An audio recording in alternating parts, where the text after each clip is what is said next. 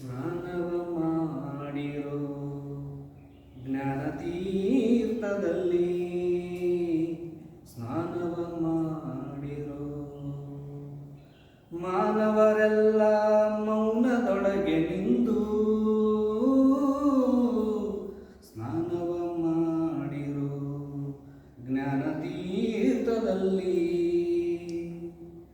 ತನ್ನ ತಾನರಿತುಕೊಂಬುದೇ ಒಂದು ಸ್ನಾನ, ಅನ್ಯಾಯ ಮಾಡದಿರುವುದೊಂದು ಸ್ನಾನ.